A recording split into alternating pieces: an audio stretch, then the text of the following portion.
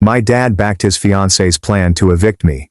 They tried to fight in court, but I turned the tables with proof. Now he begs me for forgiveness.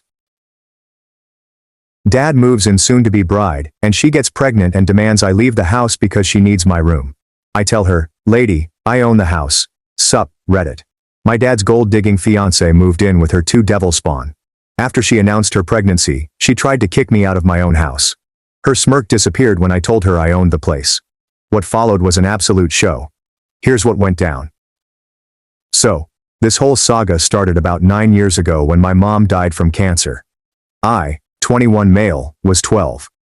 Dad was a wreck, and nobody knew what the hell to do with me.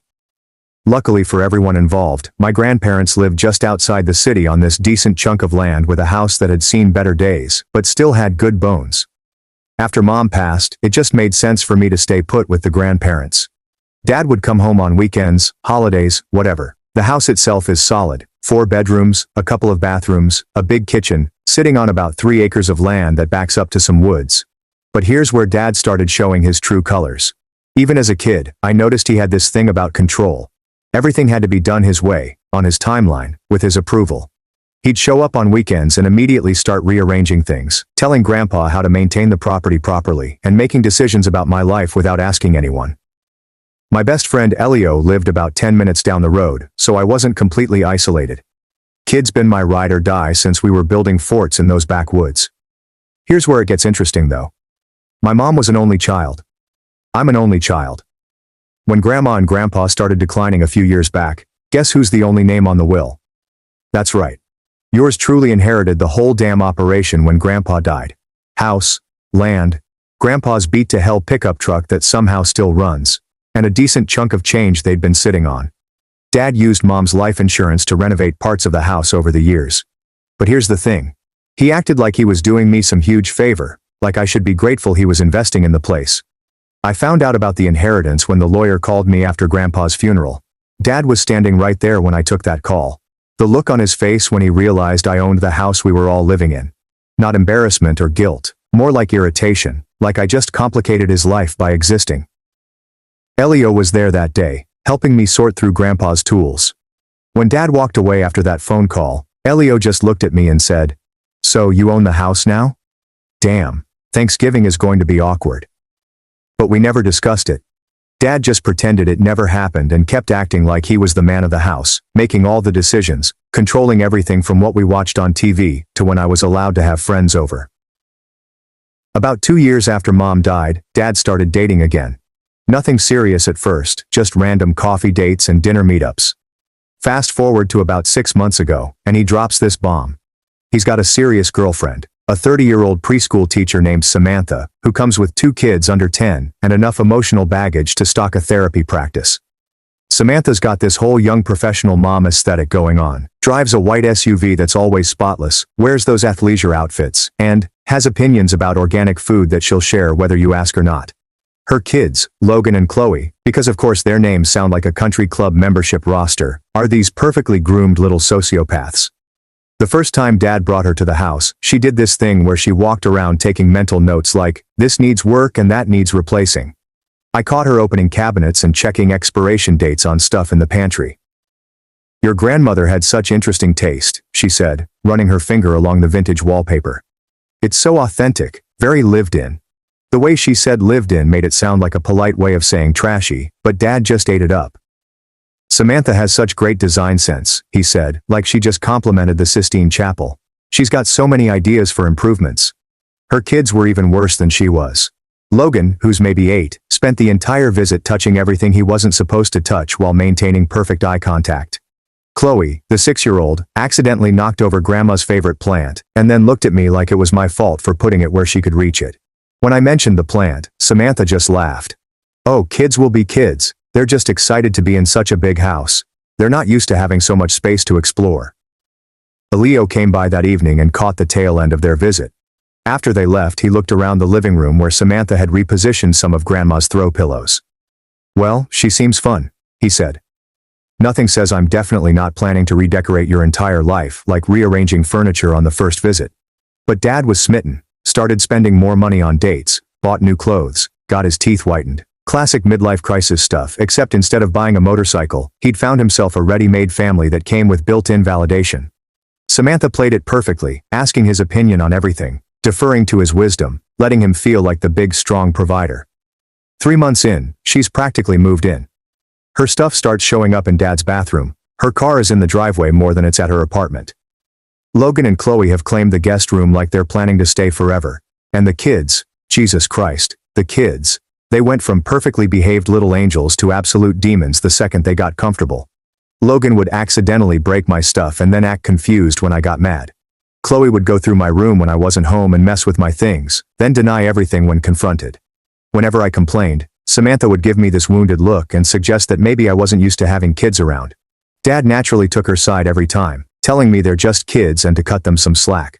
By month 4, she wasn't even pretending anymore. She'd gone from grateful guest to woman of the house faster than you could say gold digger. It started small. Rearranging the living room furniture while Dad was at work, then acting like it had always been that way. Replacing Grandma's dish towels with her own organic cotton ones, throwing away food she didn't approve of, and replacing it with expensive organic alternatives. But the real power move was how she started treating me like I was some deadbeat nephew who'd overstayed his welcome. You know, I can rent it to you at a significant discount, way below market rate. When I asked how much of a discount, she explained that market rate for that area is about $1,500, but she'd only charge me $1,200. Really a steal, for someone in your situation.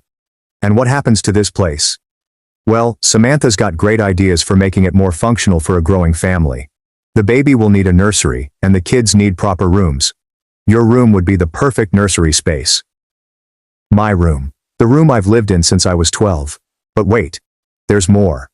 Samantha continued. My mother has agreed to move in temporarily to help with the baby. She'll need the guest room. I looked at Dad, waiting for him to say something. Anything? Nope. He was just sitting there, nodding along to everything she said. So I decided to play along to see how far they'd go. That's interesting. I'll think about it. Samantha's smile got a lot tighter. Great, but you know, waiting too long would be limiting everyone involved, so think fast. Okay. I texted Elio as soon as they went back to their room about needing an emergency drink run. He showed up 20 minutes later, took one look at my face. Dude, you look like someone just shat in your cereal. Tell me about it. I told him everything. Classic, he said. Nothing says family values like kicking the owner to make room for Grandma. 2 weeks after the pregnancy announcement, I came home from my afternoon classes to find Samantha in my room with cardboard boxes, packing up my stuff like I'd already agreed to move out. Not just standing in the doorway this time, actually in my room, going through my closet, wrapping up my mom's pictures in newspaper and boxing up books like she was preparing for a yard sale. When I asked what the heck she was doing, she looked up with this bright smile, like I just walked in on her organizing a charity drive. Hi, sweetie, I'm just helping you get started with packing. Your father and I decided it would be better to get you moved sooner rather than later, so I thought I'd give you a head start. My father and I decided. Nobody asked me what I decided. She kept that sickeningly sweet tone. Well, honey, you've had 2 weeks to think about it, and really, what's there to think about? This is obviously the best solution for everyone. She held up one of my mom's framed pictures like she was examining it for flaws. Besides, some of this stuff probably needs to be updated anyway. You can't hold on to childhood things forever. Put that down and get out of my room. Now. Now, she said in that condescending preschool teacher voice. There's no need to be unpleasant. I'm trying to help you transition to adult living. This is exciting. Your own place. Real independence. When I repeated my demand for her to get out, Samantha set down the picture and straightened up. For the first time since I'd met her, the mask completely dropped. Listen, little boy, she said, her voice sharp enough to cut glass. I'm pregnant with your father's child. This house needs to work for a real family, not some overgrown teenager who can't handle the idea of growing up. You can either pack your stuff like an adult, or I can have your father explain to you why this isn't negotiable anymore. This isn't your house. You don't get to pack my stuff. Actually, she said, picking up another box and continuing like I hadn't spoken, your father and I have discussed this extensively. We've already paid the deposit on the apartment, and you're moving out this weekend. The movers come Monday to pick up your things. Movers. They'd hired movers for my stuff without asking me. When I said they couldn't do this, she told me they already did. The lease was signed, the deposit was paid. And frankly, you should be grateful we're handling all the logistics for you. Most parents would make their children figure this out on their own. That's when Dad walked in, and I could tell from his expression that he knew exactly what was happening. This wasn't Samantha going rogue. This was their plan. Dad, what the hell is this? We decided it's better to just rip the band-aid off. You've been dragging your feet on this decision, so we made it for you. You made it for me? Dad used that patronizing tone he'd perfected over the years. Look, this is happening whether you like it or not. You can either be mature about it and work with us, or you can throw a tantrum like a child. But either way, you're moving out this weekend. I looked between them. Dad standing there like he was delivering some tough love life lesson. Samantha smirking behind him like she just won the lottery. And they'd obviously planned this whole thing. When I asked what would happen if I refused, Dad's face went hard. Then they'd pack my stuff for me and put it in storage. I was an adult now, and it was time I started acting like one. This house was for families, not overgrown kids who couldn't handle change. Overgrown kids. My own father called me an overgrown kid for not wanting to be evicted from my own house. Samantha helpfully added that I had until Sunday. The cleaning lady needed time to prepare the room for the nursery furniture delivery. I pulled out my phone and started recording, asking them to say that again about moving me out of my house. Dad's face went red, and he told me to put that away. This is a family discussion, not some social media drama. I kept recording and asked him to clarify. They were evicting me from this house, the house that belongs to me. Samantha snapped that it belonged to this family, and families make decisions together. You don't get to hold everyone hostage because of some paperwork technicality. Paperwork technicality. Property ownership was a paperwork technicality. Dad, whose name is on the deed? Pure awkward silence while Dad realized he'd never actually checked the paperwork from when Grandpa died. When he finally admitted that legally, yes, the house was in my name, but started to say but, I cut him off. There was no but. Legally, this was my house, and he had just told me he was evicting me from my own property. That's when Samantha finally understood what was happening, and her face went through about 6 different emotions before settling on barely controlled panic. That can't be right, she said slowly. You're just a student. This student does. I showed her the phone screen.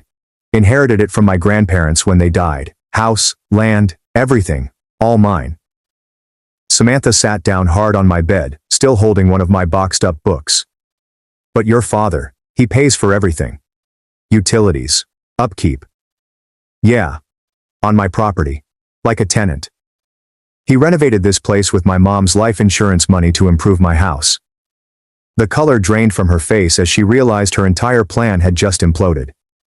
So, when you decided to evict me from my own house and turn my bedroom into your nursery without asking, yeah, that's not going to fly. Dad was quiet for a long moment, and when he finally spoke, his voice had that dangerous edge it got when he was really pissed off. Fine, he said. It's your house. But I was still 21 years old, and I was still his son, and I was still going to do what he told me to do. Actually, no, I wasn't. He said we'd see about that and walked out. Samantha stayed sitting on my bed, staring at the boxes of my stuff she'd been packing like they were evidence of a crime. She said this was insane. I couldn't just, this isn't how families work. You're right, families don't usually steal each other's houses. She looked up at me with pure hatred. You have no idea what you've just done. I am pregnant, and we need the house more than you do.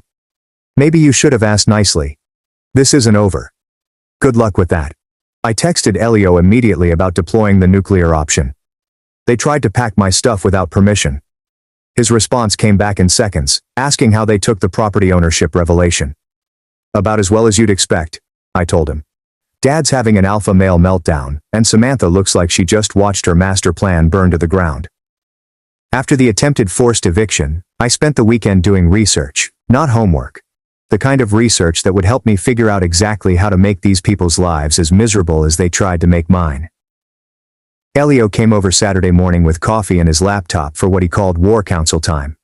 All right, what's the plan? I told him the plan. I was evicting them. Both of them. Even your dad? Especially my dad.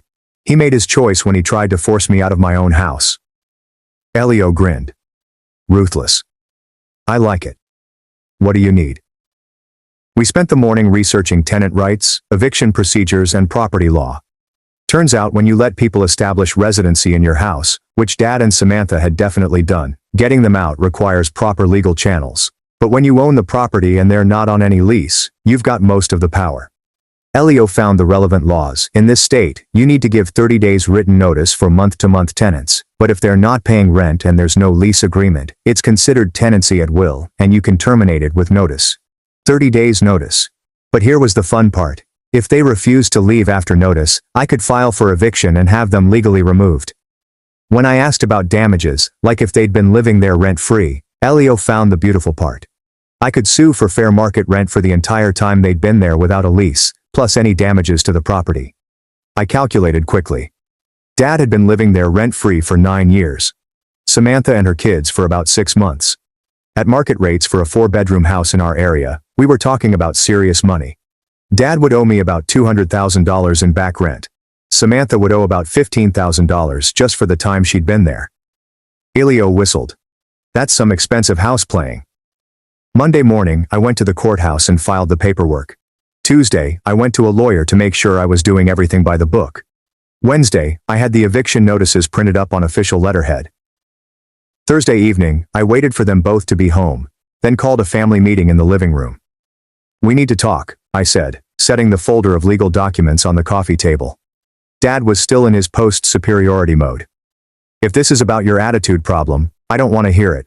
You've been acting like a spoiled brat, and it needs to stop.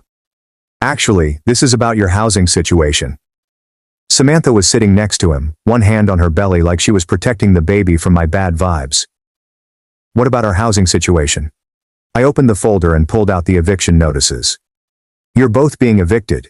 30 days notice, effective immediately. The silence that followed was beautiful. Dad picked up his notice and read it like it was written in Sumerian. What the hell is this? It's an eviction notice. You have 30 days to find alternative housing and vacate the premises. He exploded. You can't do this. I'm your father. You little... Watch me. Samantha screamed. That's illegal. You can't kick out a pregnant woman. Actually, I can. But we don't pay rent, she said, like that was some kind of gotcha. Exactly.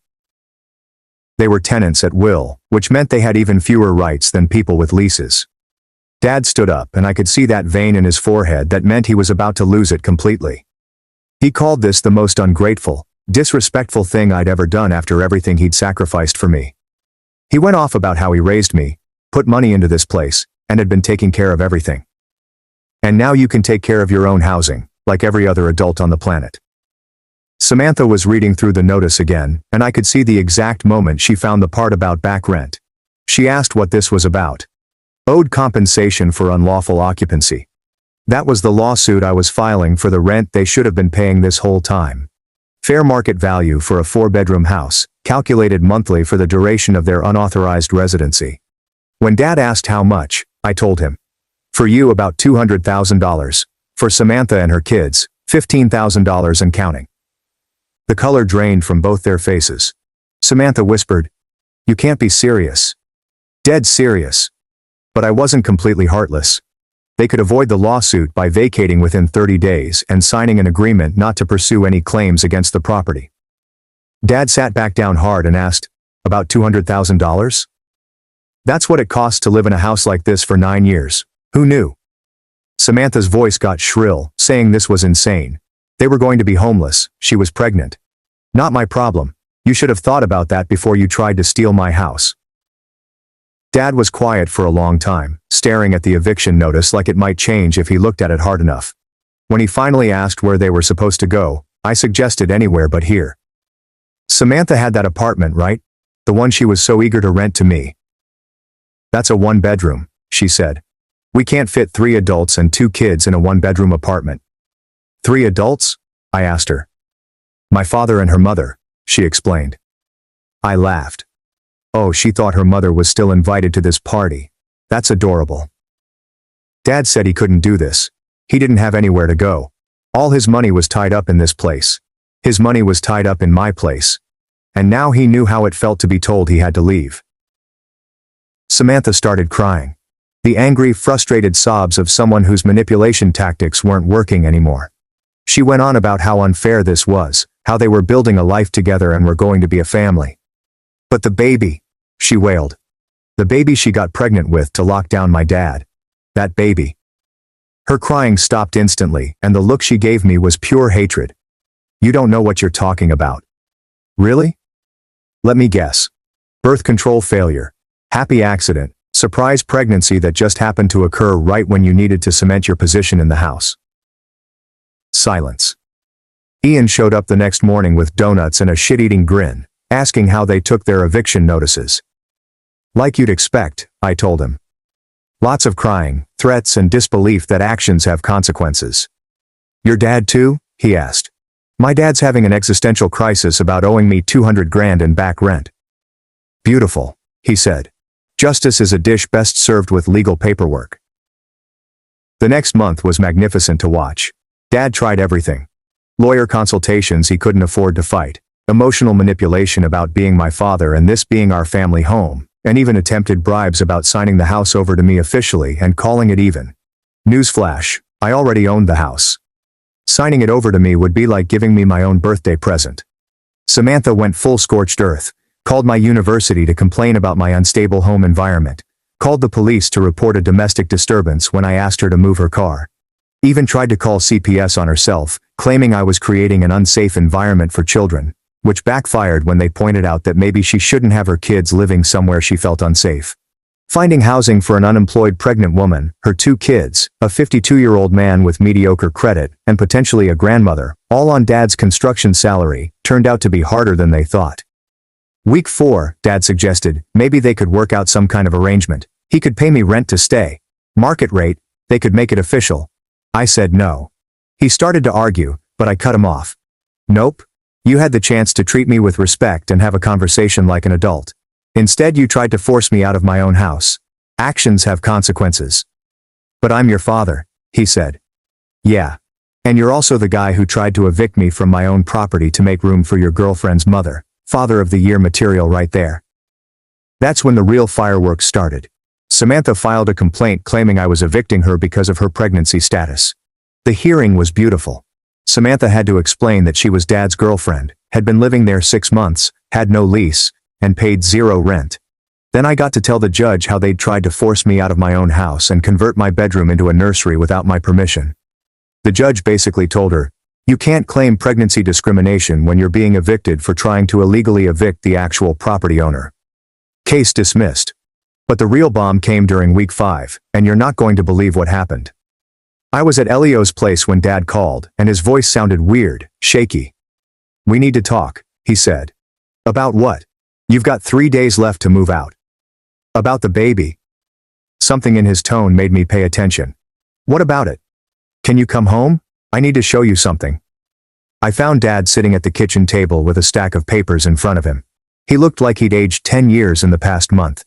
He slid a paper across the table. Paternity test results. The baby isn't mine, he said quietly. I stared at the paper. What do you mean? Samantha had been lying this whole time. How did he find out? She'd wanted him to sign up for better health insurance at work to cover the pregnancy. The insurance company required blood work for pre-existing conditions. They ran some genetic screening panels. Turns out he couldn't be the father. Wrong blood type. So, whose baby was it? Her ex-husband's. Apparently they were still sleeping together when she started dating Dad. The whole thing was a setup. Where was she now? Upstairs. He'd confronted her this morning. She tried to claim the test was wrong, that maybe it was a mix-up at the lab. Then she tried to say it didn't matter because he'd be a better father than her ex anyway. When that didn't work, she said he was abandoning her and the baby, and how could he be so cruel to throw out a pregnant woman? He told her she had until tonight to get out, or he'd call the police and report her for fraud. She called him a heartless bastard and said this was all my fault for being a selfish little, who couldn't handle having a real family. I almost laughed. Even caught red-handed lying about paternity, she was still blaming me. So what happens now? I asked. Dad was quiet for a long time. I screwed up bad. I chose a woman I barely knew over my own son. I tried to kick you out of your own house for someone who was lying to me from day one. Yeah, you did. I know you probably hate me right now, and you have every right to, but I'm hoping maybe we could work something out. I don't have anywhere to go, and I know I don't deserve any help from you, but no. The word hung in the air between us. You made your choice. You chose her over me. You tried to force me out of my own house. You called me ungrateful and disrespectful for not wanting to be homeless. You don't get to come crawling back now that your gold-digging girlfriend turned out to be exactly what everyone except you could see she was. But I'm your father. Yeah. And I'm your son. Didn't stop you from trying to evict me. Dad looked down at the paternity test results and said he knew he messed up. He knew he didn't deserve forgiveness, but he was asking anyway. I told Dad if he really wanted to know what I thought. He nodded. I think you're a 52-year-old man who got manipulated by a 30-year-old con artist because you were thinking with your dick instead of your brain. I think you were so desperate to feel young and needed that you ignored every red flag she threw up. And I think when push came to shove, you chose her over your own son, and now that it's all blown up in your face, you want me to forget that you tried to steal my inheritance and kick me out of my own house. He flinched like I'd slapped him. It wasn't like that, he started to say, but I cut him off. It was exactly like that. You just got caught. Dad was quiet for a long time. So what happens now? He asked. Now you move out, as we agreed. That night, Samantha left. No big scene, no dramatic goodbye. Just packed her stuff and disappeared with her kids. Dad moved out 2 days later, rented a one-bedroom apartment across town, and took only his personal stuff. Left behind all the furniture he'd bought, all the improvements he'd made, everything he'd invested in the house that was never his. Elio came over the day after Dad left, bringing drinks and pizza. He asked, "You'll ever forgive him?" Maybe, but not today. And not because he got caught being an idiot. Fair enough, he said. So, what's the plan now? Finish school, enjoy living in my own house without anyone trying to steal it. Maybe get a dog. Sounds like a plan.